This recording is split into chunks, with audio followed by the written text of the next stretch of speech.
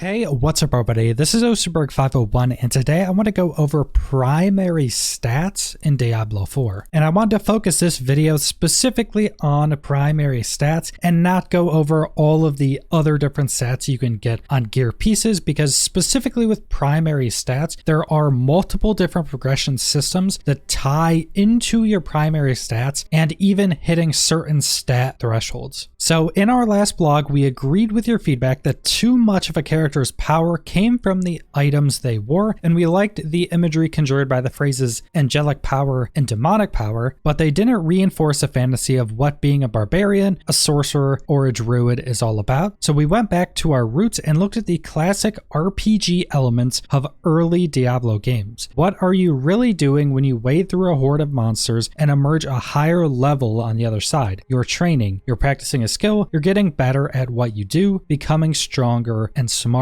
And they show a clip here that shows after a barbarian levels up, they gain 5 stat points and 2 skill points. Now the skill points are for the skill tree, which we went over in another video, but these stat points are what you get to choose to put into any primary stat you want. When you gain a level, you'll receive points to spend in strength, intelligence, dexterity, or willpower along with your skill points. Of course, most barbarian builds are going to benefit from a healthy measure of strength, but as you build out your character and decide on skills and synergies, you want to mix in other attributes. And then this picture here shows as a barbarian, each point of strength will increase the damage of your skills, while willpower increases your fury generation, and dexterity grants critical chance. Meanwhile, as a sorceress, intelligence increases skill damage, willpower grants critical chance, and dexterity hastens mana recovery. Each stat also confers a secondary defensive bonus. So essentially what this is showing is that all of the 4 primary stats do something different for every single class. So they show the differences between a barbarian and a sorceress here. A strength for the barbarian increases skill damage and increases defense. But for the sorceress, strength only increases defense. Then for intelligence for the barbarian, it increases all of your resistances, but intelligence for a sorceress increases your skill damage and increases all resistances. Then willpower for the barbarian increases your resource generation and improves healing received, but willpower for the sorceress increases critical strike chance and also improves healing received. Then dexterity for the barbarian gives you critical strike chance and a chance to dodge, and then dexterity for the sorceress increases resource generation and also gives you that chance to dodge. So all of these stats all give you the same defensive benefit, but then specific stats also give you an offensive benefit depending on what class it is. And it's seeming like one stat for every class isn't going to give you an offensive stat increase. So for the sorceress, strength doesn't give you any offensive power, and for the barbarian, intelligence doesn't give you any offensive power. So it seems like they're kind of going with the lore to where whatever stat would be weakest for that type of class is what doesn't give you an offensive bonus. You can supplement your character's stat build with items to give you a little bit more willpower here, a little bit more strength there, but the vast majority of your stats will come from how you choose to spend your points. And here's where it gets really interesting. Many of the nodes in each class skill tree have additional effects if you meet specific primary stat thresholds. You'll get the baseline effect of these nodes when you spend the skill points to unlock them, but enough of the corresponding primary stat and the bonus effect will activate. And they show off some of these skills, specifically one with a barbarian. You first unlock the whirlwind ability, then a whirlwind upgrade, which restores 1 fury every time you hit an enemy. But then there's also 2 other whirlwind upgrades. The first one is whirlwind no longer slows the barbarian's movement speed while active, and that's the base effect. But then if the barbarian gets 150 dexterity, whirlwind also provides a 3% movement speed boost each second while active, stacking up to 15%. And you need that 150 dexterity to get that bonus. And then the other upgrade is whirlwind critical strike damage is increased by 10%. And then if you have 225 strength and dexterity, whirlwind also provides 1% critical strike damage per second while active, stacking up to 20%. Now I'm not sure if that 225 strength and dexterity is them added together, or if you need 225 minimum in both of these stats. So essentially what this is showing is specifically in your class's skill tree, you also have upgrades to skills that have a secondary effect on them that you need a certain amount of primary stat to activate that secondary effect, which gives a lot more customization and potential build options because the secondary effect seems to be pretty strong, but you could still go into that upgrade path and not have the stats for the secondary effect, which will just give you a lot more options in creating your build. Then they also showed one for the sorceress. So first off, you have the Ice Blade skill to unlock. Then there's an upgrade for it, which increases the summon duration of your Ice Blades by 5 seconds. And then they have another upgrade, which Ice Blades now emit brief chill aura with each attack, chilling nearby enemies, and then if you have 140 willpower, Ice Blades deal additional damage to frozen targets. So again, just showing that if you have this primary stat for the secondary effect, you're going to get a lot more power out of that upgrade. Now that's all the information from that quarterly update, but there is another system that ties into these primary stats and has a very similar mechanic, and that is the Paragon Boards. Now I've gone over this in another video, but Paragon Boards are essentially an endgame progression system. So once you hit level 50, you'll unlock the Paragon Boards, and you'll pretty much get 4 Paragon Board points every level, and the max level in Diablo 4 is level 100, and Paragon Boards cap out at 200 points. Essentially, it's a big board of a bunch of different powers you can go through. Then once you get to the edge of one of those boards, you get to choose another board to slot into that. And these boards have a bunch of different rarity of different tiles that you can get different powers, effects, stat increases, and stuff like that off of these boards. Now, specifically when looking at rare tiles, they